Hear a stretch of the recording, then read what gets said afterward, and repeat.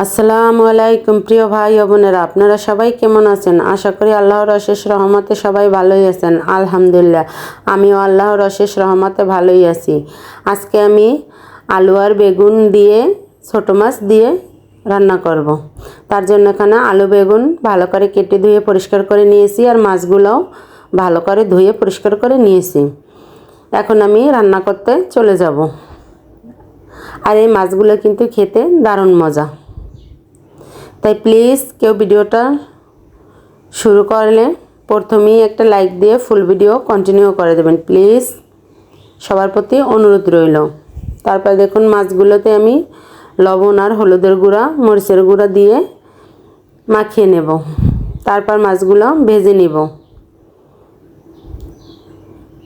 এই মাছটা ভাজলে কিন্তু কাঁটাটা কম লাগে, আর এই মাছটা খেতে কিন্তু দারুণ মজা। তারপর দেখুন একটা ফ্রাই প্যানে কিন্তু তেল গরম করতে দিয়ে দিয়েছি। তেলটা গরম হয়ে যাওয়ার পর মাছগুলো দিয়ে দিব। মাছগুলো দেওয়া হয়ে গিয়েছে, এখন খুন্তির সাহায্যে ছড়িয়ে দিব। আর এই মাছটা ভাজা খেতেই বেশি ভালো লাগে। কার কাছে কীরকমের লাগে জানি না, আমার কাছে বেশি ভাজা খেতেই ভালো লাগে। মানে ভেজে নিলে খেতে বেশি মজা হয়।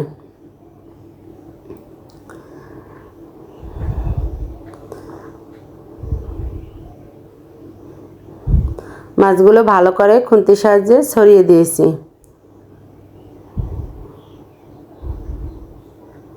এখন মাছগুলো আমার এক সাইড ভাজা হয়ে গিয়েছে। মাছগুলো আমি উল্টিয়ে দিব। মাছটা আমি একটু কড়া করেই ভেজে নিব, যেহেতু তরকারির ভিতরে দিব তার কারণে। আর আমরা ছোট বড় সব মাছই ভাজা খেতে পছন্দ করি।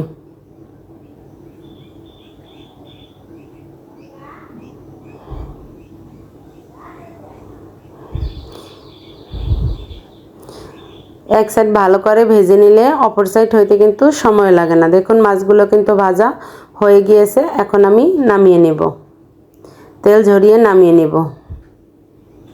আর এই মাছটা থেকে প্রচুর তেল বের হয়।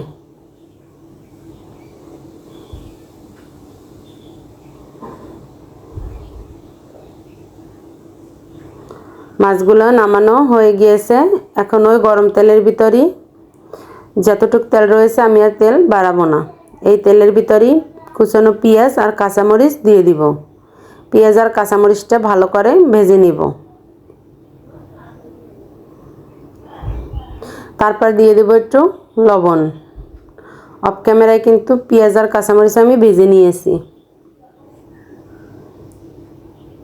এখন দিয়ে দেব এখানে আদা রসুন জিরা একসঙ্গে বাটা রয়েছে। পরিমাণ মতন দিয়ে তেলের সঙ্গে কিছুক্ষণ ভেজে নিব, কাঁচা গন্ধটা চলে যাওয়া পর্যন্ত।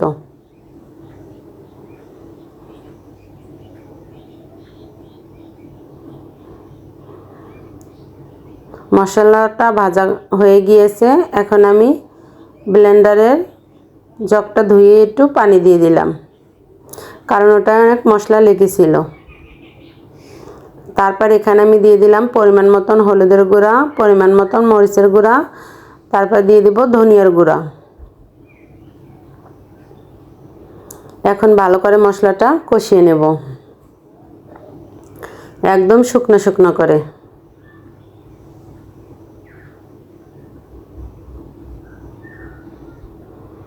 মশলাটা কষানো হয়ে গিয়েছে। এখন আমি এতে আলু দিয়ে কষিয়ে নেব, যেহেতু আলুটা সিদ্ধ হতে টাইম লাগবে, বেগুনটা কিন্তু সিদ্ধ হতে টাইম লাগবে না। আর দয়া করে সবাই ভিডিওটি ফুল ওয়াচ করে দিবেন। আমি কিন্তু সবার ভিডিওই ফুল ওয়াচ করি। সব আপুরা যদি ফুল ওয়াচ করে তাহলে কিন্তু ওয়াচ টাইম একটু হলেও বাড়বে, কিন্তু ওয়াচ টাইম বাড়ে না। জানি না কারা ভিডিও দেখে কিন্তু ফুল ভিডিও দেখে না, হয়তোবা 2-3 মিনিট দেখে কমেন্টটা করে চলে যায়। অনেক আপুরাই আবার ফুল ভিডিও দেখে, কিন্তু প্লিজ যারা ফুল ভিডিও দেখেন না তারা এই ক্ষতিটা করবেন না। আমরা যারা ইউটিউবে আছি আমরা কিন্তু জানি যে একটা ভিডিও তৈরি করতে কতটা কষ্ট। আর এইখানে সবাই কিন্তু একটা আশা নিয়ে এসেছে, তাই আমরা একে অপরের দ্বারা কারো ক্ষতি যেন না হয় সেটা খেয়াল রাখবো। আমি কিন্তু কারো ক্ষতি করি না, দরকারে প্লিজ আপনারাও কেউ করবেন না। তারপর দেখুন আলুটা কিছুক্ষণ কষিয়ে বেগুনটা দিয়ে দিলাম, বেগুনটা দিয়েও ভালো করে কষিয়ে নিলাম। আর আমি সবার ভিডিও ফুল করে দেখতে দেখতে কিন্তু অনেকটা রাত হয়ে যায়। আবার যদি বাকি থাকে, যারা অনেক রাত্রে দেখে সকালে উঠে কিন্তু তাদের ভিডিও আবার ক্লিয়ার করি। এতটা পরিশ্রম করার পরে যদি ওয়াচ টাইম না হয় তখন কিন্তু খুবই খারাপ লাগে। প্লিজ আমার কথায় কেউ কষ্ট পেয়েন না। তারপরে দেখুন দিয়ে দিলাম পরিমাণ মতন ঝোল। ঝোলটা ফুটে ওঠার পরে এখন মাছগুলো দিয়ে দিব।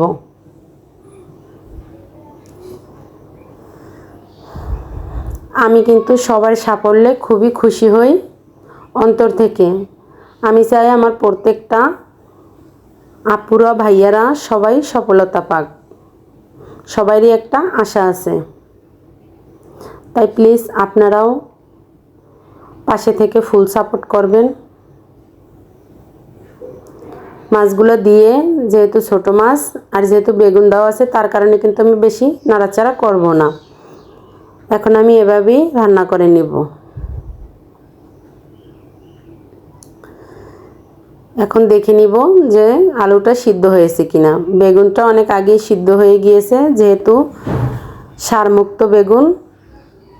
এটা খেতেও কিন্তু দারুণ মজা ছিল। দেখুন আমি কিন্তু একদম শুকনো শুকনো করে নিয়েছি। আপনারা চাইলে মাখা মাখা ঝোল রাখতে পারেন, সেটাও কিন্তু খেতে দারুণ মজা হয়। আমি একদম ভাজা ভাজা করে ফেলেছি। মাশাআল্লাহ, দেখুন কালারটা কত সুন্দর এসেছে, খেতেও কিন্তু দারুণ মজা ছিল। আবার দেখা হবে নতুন আর একটা ভিডিও নিয়ে। ততক্ষণ সবাই সুস্থ থাকুন, ভালো থাকুন, নিজের ও নিজের পরিবারের খেয়াল রাখুন।